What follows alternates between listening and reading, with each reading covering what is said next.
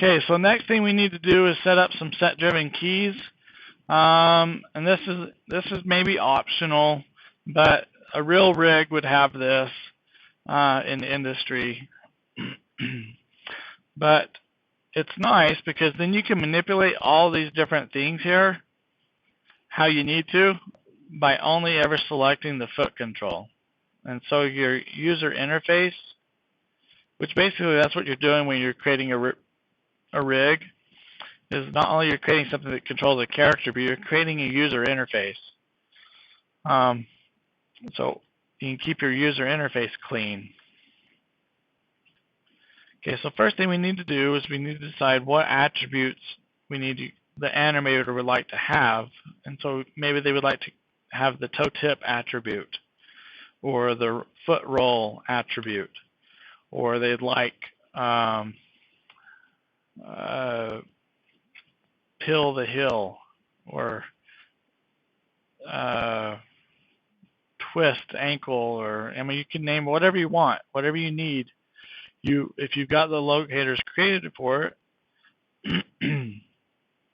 then you create attributes for the animator to control those. So I'm going to show you only the lean attribute that I like to make, and that will be a very good example of how useful this is. So with my foot control selected, I'm going to go to Edit, Add Attribute. It's going to pull up in this window here. And the first thing you need to do is go to the long name and type in what you want to be called. Mine just is called lean. There's a bunch of different attribute types: vector, float, integer, boolean, string, enum. I'm only going to show you the float, the most common. But these floats are just decimal numbers for you guys that haven't taken math class in a while. And integers are whole numbers. And strings is basically just typing. That's just words. Okay. The float's the most common. So I'm going to set this to a minimum of 10, a maximum of 10, and a default of 0. Then I'm going to click OK. And it adds this new attribute over here in the channel box. If you're in the attribute editor, you have to expand. First of all, you have to have the correct tab selected. And I put it on the controller or on the transform node. And if we expand this extra attribute section, then here's the lean attribute. Okay, I almost exclusively use the control box though. So we got this lean attribute, and I can adjust it, but it's not connected to anything yet. So the way we connect it up a lot of times is through what we call SetDrivenKeys. So within my animation menu set, I can go to Animate, SetDrivenKey Set, and it pulls up the SetDrivenKey window. Now I need to select the two locators that I want to control with this attribute. So I've selected my lean in and lean out. I'm going to click Load Driven. So now I can see their names right here. Then I'm going to select the foot control and click Load Driver. So that is selected, and I see a list of all of its attributes. I'm going to select that lean attribute. Then I've got these attributes, and for the driven nodes. Now these nodes, you can't see their attributes until you've selected them. As long as both nodes, both items in the list, have the same attributes, then you can select them both, and it will show you a list of attributes that they share, which is particularly useful at this time. Now, if I go to my rotate tool and I'm in gimbal mode, I can see that I need to be able to rotate these leans in the Z axes.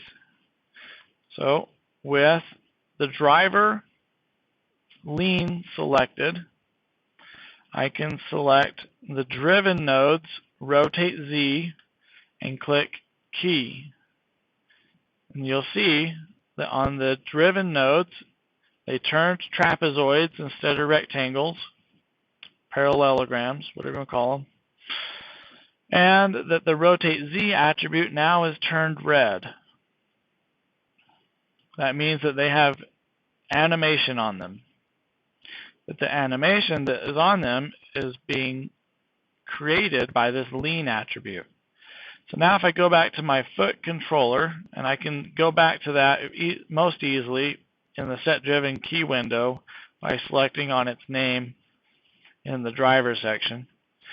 And I can change this lean attribute and adjust its animation. Well, it's only got one location to be keyed at right now, so it's not going to make a change.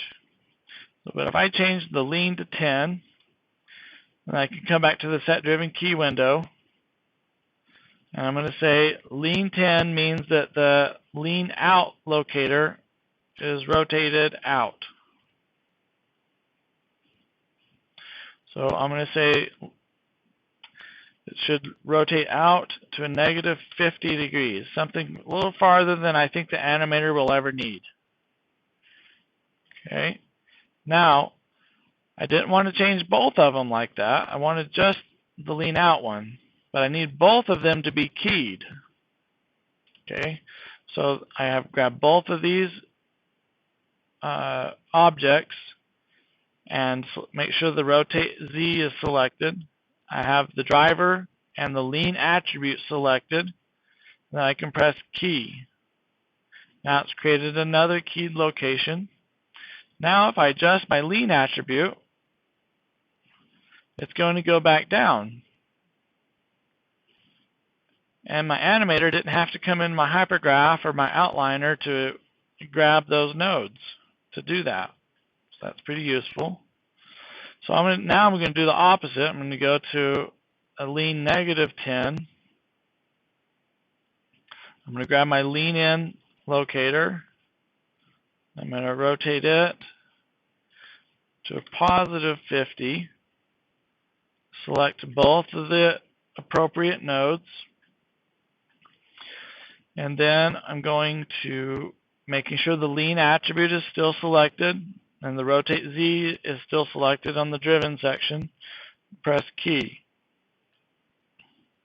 Okay. Now I can go back to my foot control or foot anim, and I have a foot lean that can lean in and out, and it's never going to penetrate the ground plane. And this will be even more obvious once we've done some skinning on the character. So anyway, that's SetDrivenKeys.